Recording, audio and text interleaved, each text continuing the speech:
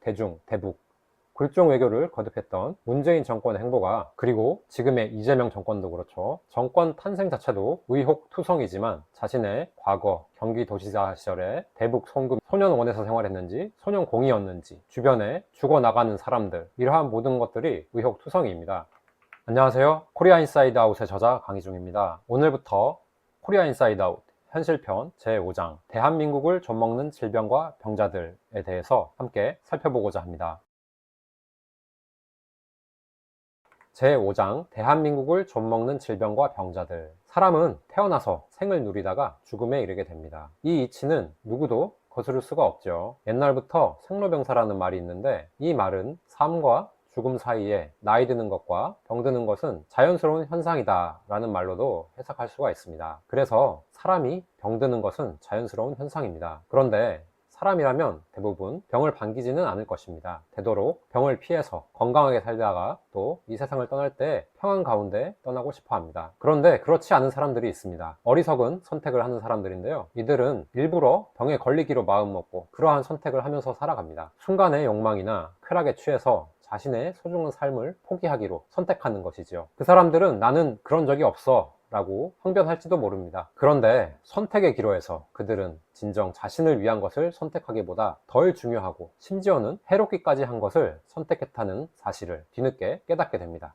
깨닫지 못하고 세상을 떠날 수도 있죠. 그렇기 때문에 어리석은 것입니다. 취해서 정신을 잃을 때까지 술을 마시거나 문란한 성생활을 하거나, 요즘에는 마약도 많이 하고 있죠. 이러한 육체적인 것에서부터 마음속에 항상 시기, 질투, 분노, 남탓 같은 것으로 가득 차 있어서 세상을 뒤틀어 보는 사람들이 그렇습니다. 자신의 선택이 잘못된 것이라고 깨달았을 때 비로소 내가 어리석었구나 하고 생각하면서 돌이킬 수가 있습니다. 그런데 끝까지 자신의 선택으로 잘못된 길, 바로 사망의 길로 내달리는 사람들이 존재합니다. 의사는 병자에게라야 쓸 때가 있습니다. 병자, 환자죠. 이 환자가 자신이 병에 걸렸다는 사인, 예를 들어 열이 나거나 기침을 한다거나 어딘가 통증이 생겼을 때 그 증상을 알아차린 다음에 내가 몸이 안 좋네, 정상이 아니네 라고 깨달을 때야 병원을 찾게 됩니다. 그리고 의사의 진료를 통해서 진단과 처방을 받고 회복되어서 정상적인 생활을 할 수 있게 되는 거죠. 이러한 개인적인 차원뿐만 아니라 집단적인 차원에서 이 사회와 국가를 병들게 하는 잘못된 관념들 역시 발견하고 바로 잡아야 합니다. 오늘날 대한민국도 마찬가지입니다. 우리나라가 나아가야 할 방향이 있는데 이것을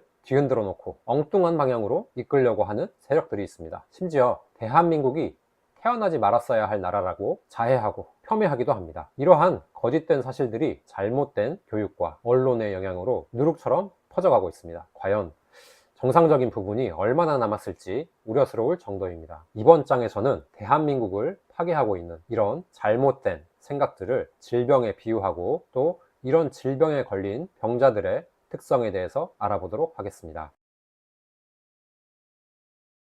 1절, 대한민국을 좀먹는 질병. 질병은 우리의 몸과 마음이 전적으로 또는 일부가 일시적 혹은 장기간 장애를 일으켜 정상적인 기능을 할 수 없는 상태를 말합니다. 불편함과 통증을 겪기도 하지만 시점에 따라서는 통증이 수반되지 않아서 알아채지 못할 수도 있습니다. 사람이 질병에 걸리게 되면 우선 자신의 상태에 문제가 있다는 것을 알아채는 게 매우 중요합니다. 그렇지 않으면 계속해서 상태가 악화될 우려가 있기 때문입니다. 상태 변화의 초기에 이상을 알아챌 수 있는 병이 있는 반면에 상당한 시간이 흘러서 알게 되는 경우도 있습니다. 열이 나고 기침이 발생하는 급성호흡기 질환은 비교적 알아채기가 쉽습니다. 본인이 아니라면 주변에서 병원에 가보는 게 어때? 라고 이야기도 들을 수 있기 때문입니다. 하지만 병원에서 혈액검사나 영상검사를 하지 않으면 쉽게 발견할 수 없는 질병도 있습니다. 대표적인 것이 암입니다. 운이 좋게 목욕탕에서 때를 밀다가 가슴에 멍울이 만져져서 유방암을 조기에 발견했다는 사례도 종종 목격합니다. 그런데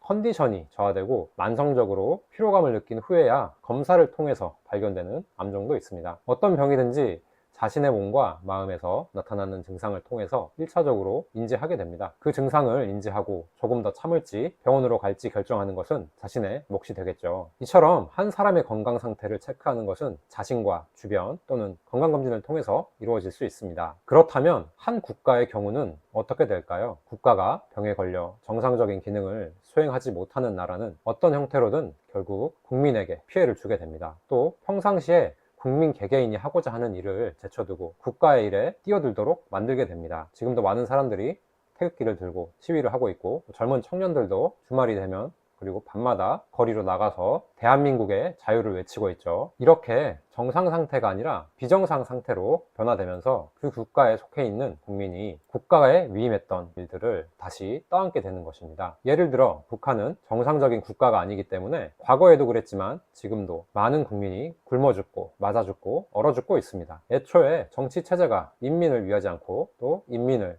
노예로 부려서 만들어졌기 때문에 나타나는 자연스러운 결과입니다. 다행히도 38도 이남의 대한민국은 민주공화국이다. 모든 주권은 국민으로부터 나온다. 라는 헌법의 기초에서 건국되었기 때문에 북한에서와 같은 대우를 받고 죽는 사람은 존재하지 않습니다. 그런데 언제나 국민의 생명과 재산을 지켜줄 것으로 믿어왔던 대한민국이 병에 걸리면 어떤 일들이 일어날까요? 국가의 요소는 국민, 영토, 주권입니다. 영토가 물리, 화학적으로 오염되고 다른 나라의 침략으로 전쟁터가 되는 경우도 병에 걸렸다고 볼 수 있지만 여기서는 논외로 합니다. 앞서 주권은 국내외적으로 국가를 운용하는 실질적인 능력, 그리고 다른 나라들로부터의 승인으로 정의했습니다. 예를 들어 1905년 이루어진 일본과의 을사조약에 의해 대한제국은 외교권을 박탈당했고, 다른 나라와의 협상은 조약에 의해 일본 외무성을 통해서만 할 수 있게 되었습니다. 이러한 관점에서 본다면 대한제국은 국가의 정상적인 기능을 상실한 것으로 대한제국 멸망은 한일병합이 된 1910년보다 5년 앞서 일어난 것이라고 할 수 있습니다. 이처럼 주권을 행사하도록 위임받은 정부가 다른 나라 정부에 의해서 좌지우지됨으로써 국가 기능을 상실할 수도 있습니다. 예를 들어 대중, 대북,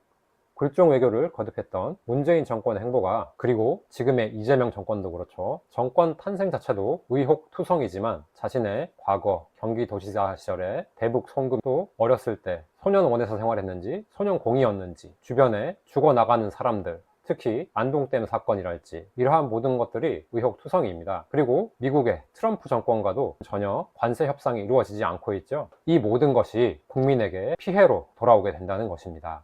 이러한 이재명 정권, 문재인 정권과 같은 주권이 아니라, 그리고 영토가 아니라 마지막 한 가지 요소인 국민에 대해서 각 개인이 어떠한 질병을 가지고 있는지 알아보려고 합니다. 사람이 가진 사상과 사람들이 모인 단체의 활동은 대한민국의 정상적인 기능에 지대한 영향을 미치고 있습니다. 국가의 주인인 국민, 구성원인 각 개인이 병들어 있다면 그 개인의 삶과 가정, 지역사회, 나아가서 우리 대한민국에 큰 영향을 미치게 될 것입니다. 따라서 우리가 이러한 병을 인지한다는 것은 우리 자신과 가정, 사회, 국가가 본래 기능을 회복할 수 있도록 이끌어주는 역할을 하게 될 것입니다. 그리고 그것은 바로 대한민국이 안심하고 자유를 영위할 수 있는 자랑스러운 대한민국이라는 정상적인 국가로 거듭난다는 것을 의미합니다. 오늘 내용은 여기까지고요. 다음 시간에는 첫 순서로 생각하지 않는 병에 대해서 알아보도록 하겠습니다. 이 생각하지 않는 병은 후에 다룰 모든 병의 근원이 되기 때문에 가장 중요하다고 할 수 있는데요. 놓치지 마시고 꼭 시청해 주시길 부탁드립니다. 감사합니다.